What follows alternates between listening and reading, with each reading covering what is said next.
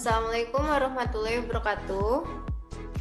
Kami dari kelas 5G PGSD Universitas Muhammadiyah Profesor Dr. Hamka. Pada kesempatan kali ini kami akan mempresentasikan mata kuliah Administrasi dan Supervisi Pendidikan, yaitu tentang administrasi kesiswaan yang beranggotakan saya sendiri Nida Pratimaningrum beserta teman saya Desti Azahra dan Erika Paulina.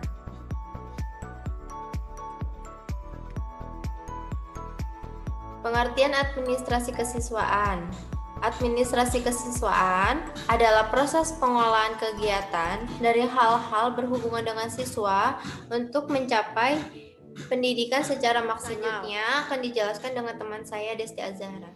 Baik, selanjutnya yaitu kegiatan administrasi peserta didik. Administrasi peserta didik ini dibagi menjadi 3 tahap. Yang pertama yaitu kegiatan awal tahun pembelajaran. Kegiatan awal tahun pembelajaran yang dilakukan setiap sekolah adalah melaksanakan penerimaan murid baru.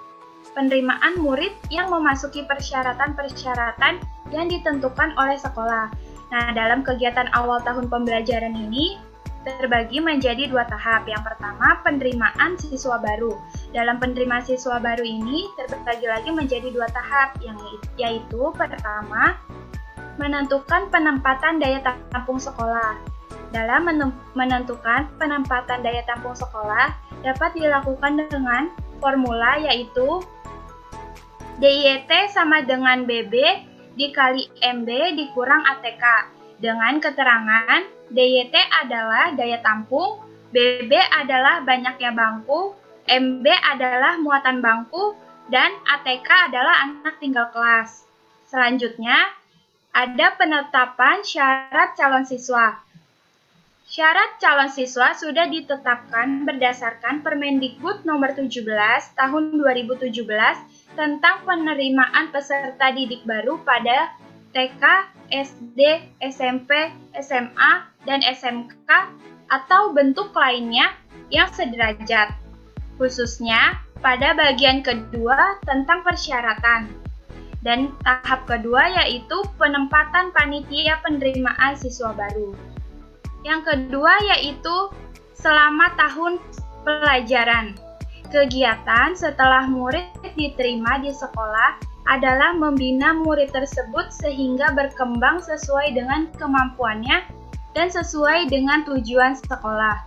Pembinaan dilakukan agar murid dapat menyesuaikan diri dengan tuntutan sekolah. Dengan pemahaman terhadap lingkungan itu diharapkan dapat terciptanya suatu keadaan di mana murid lebih tertib dan lebih mementingkan tugas-tugas belajarnya dibandingkan dengan kegiatan pribadi lainnya di sekolah. Nah, pada tahap ini, berapa hal yang dapat dilakukan dalam rangka pembinaan siswa yaitu yang pertama, orientasi untuk siswa baru. Dalam buku petunjuk umum administrasi sekolah dasar, buku induk dikatakan sebagai bahwa hari-hari pertama masuk sekolah selama 3 hari dapat diisi dengan serangkaian kegiatan orientasi. Nah, kegiatan-kegiatan yang diberikan dalam masa orientasi ini adalah yang pertama perkenalan, yang kedua penjelasan tata tertib sekolah, dan yang ketiga penjelasan tentang fasilitas sekolah. Selanjutnya yaitu ada peraturan kehadiran siswa.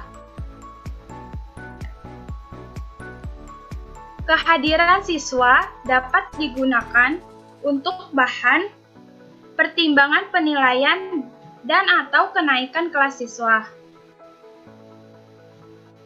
Oleh karena itu, laporan kehadiran siswa di sekolah dasar mutlak diperlukan.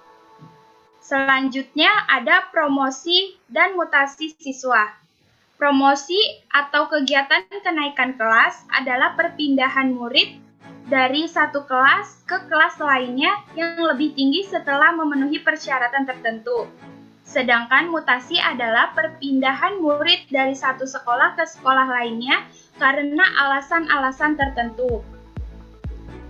Oleh karena itu, mutasi merupakan hak setiap murid.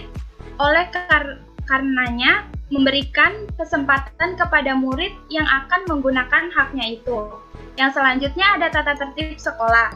Tata tertib sekolah merupakan salah satu alat untuk melatih murid mempraktekkan disiplin di sekolah. Dan yang terakhir ada ganjaran dan hukuman.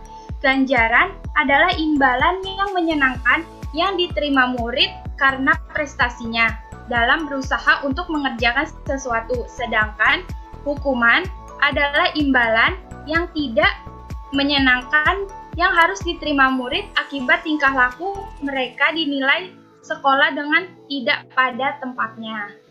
Selanjutnya, kegiatan akhir tahun yang akan dijelaskan oleh teman saya Erika Paulina. Tahun pelajaran.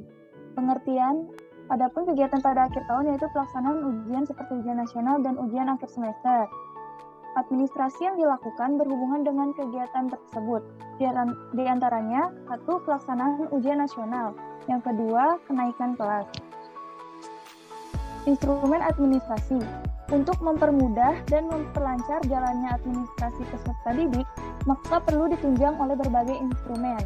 Instrumen yang dimaksud antara lain berupa buku-buku, format-format yang digunakan untuk merekam semua.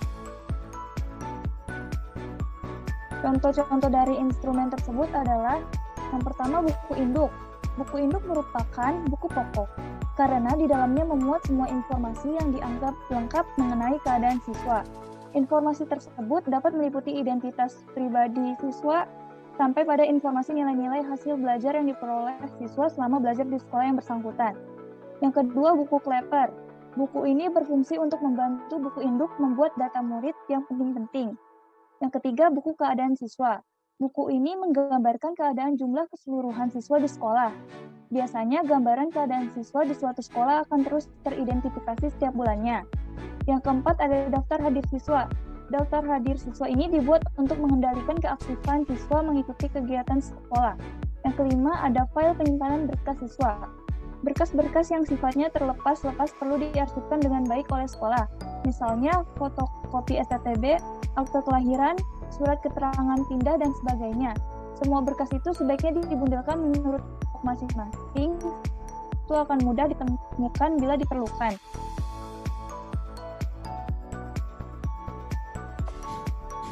Sekian presentasi dari kami, kurang lebihnya mohon maaf.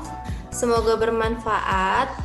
Wabillahi taufiq walhidayah. Wassalamualaikum warahmatullahi wabarakatuh.